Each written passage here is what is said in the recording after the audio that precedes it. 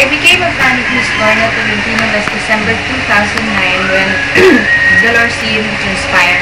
Actually, I was astounded by her acting when I saw the film Pusong Mamon. Nagustuhan ko si Miss Lorna sa Kay Tagal Kang Hinintay Pa Lang. Pero naging avid fan niya ako since last year lang.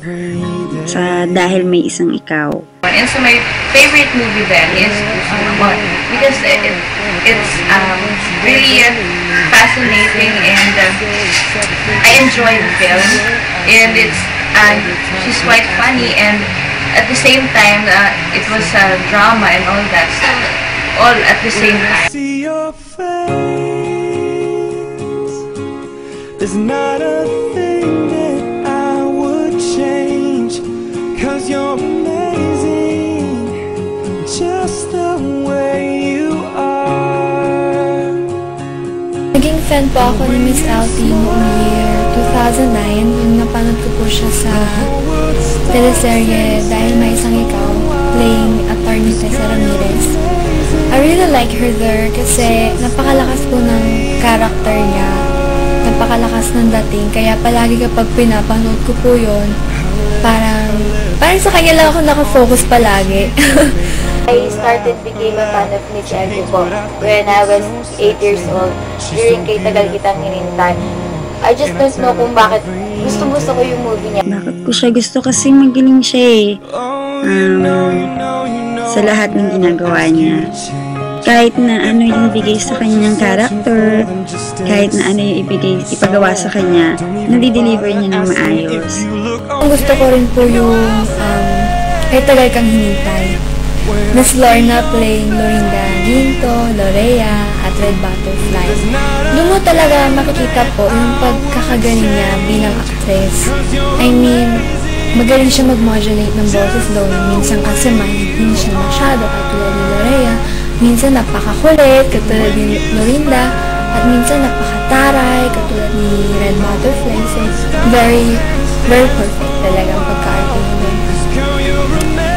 Favorite movie ko, Pusong Mamon. Very light lang yung movie, pero ang cute-cute ng movie na yon. Lumabas yung pagiging comedian niya.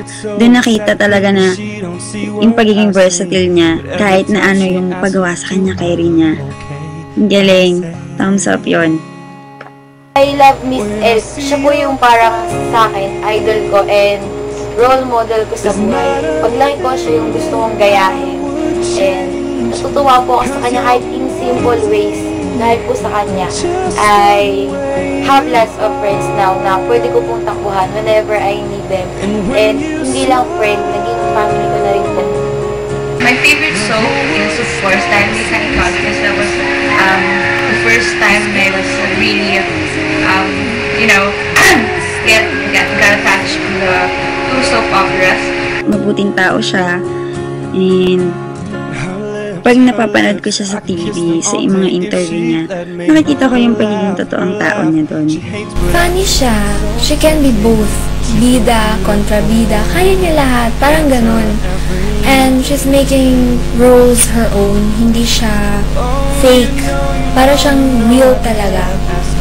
Besides, mabait siya, she's humble. Of course, when you become rather a fan of someone, you tend to do research. And so I was amazed by her story. Gusto ko siya kapag pag tumatawa siya, kasi nakakatuwa siya tumawa, parang nakakahawa yung tawa niya. Ganda niya, promise. Gandang-ganda talaga ako sa kanya. Yung lips, yung smile, parang lahat sa kanya sexy. Ganon. Napakaganda niya po. Last summer, I met her and it was my love for her, or I adored her. My admiration for her quite leveled up. Happy birthday to you, sir. Happy birthday, Miss Elvie. I wish you all the best in life.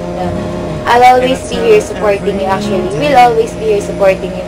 Kahit na hindi pa tayo nagme-meet. Stay strong and more movies to come para happy po. Hi, Miss Lorna. Happy birthday po. Sana madaming birthday pa ang dumating sa'yo. And sana lagi kang happy, kayo ng family mo. Sana lagi kayong masaya. And sana lagi kayong i-guide ng mga angels na hindi ka magkasakit. Sana madami pang work. And huwag mo pong pababayaan din sa sarili mo, yung katawan mo.